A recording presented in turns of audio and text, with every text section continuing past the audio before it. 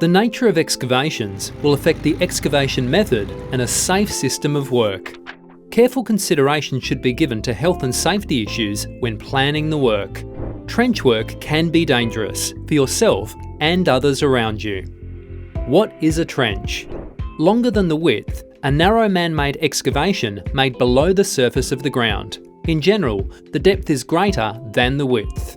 A trench greater than 1.5 metres deep is classed as high-risk construction work and requires a SWIMS. Any person engaging, directing or influencing a worker has a duty of care under the Act. Before you dig. Before breaking ground, you are required to contact Before You Dig Australia and other potential asset owners, ensuring you obtain current underground service information.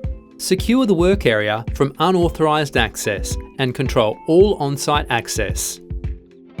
Identify any exclusion zones and obtain any required power network permits. Digging the trench. For benched trenches, base the sequence of excavation on the bench widths and machinery track width. An angle of repose of 45 degrees should not be exceeded unless certified by an engineer. Spoil placement must be at least 1 metre outside of the zone of influence, mitigating risk of collapse and flooding. Entering a trench. Before entering a trench, the sides must be shored, shielded or boxed, benched or battered.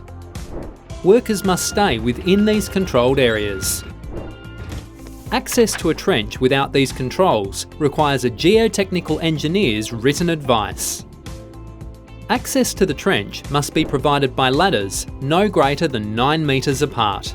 Arrangements for the emergency extraction of incapacitated workers must also be in place. The trench must also be inspected frequently, ensuring all controls and conditions are suitable for the work to occur.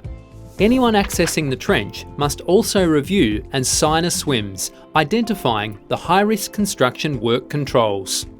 When ventilation controls are inadequate, confined space requirements may also apply. Mobile plant and vehicles. Traffic management and exclusion zones are required on site when trenching. All shoring needs to be engineered to meet load requirements, and the zone of influence secured using fencing or wheel stoppers. Remember, it's your responsibility to ensure correct processes and procedures are completed before breaking ground. Digging a trench greater than 1.5 metres is considered a high-risk construction site and no one should be working alone.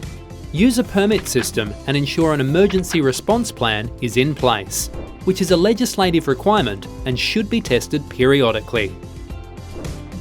For more information, head to the SafeWork SA website.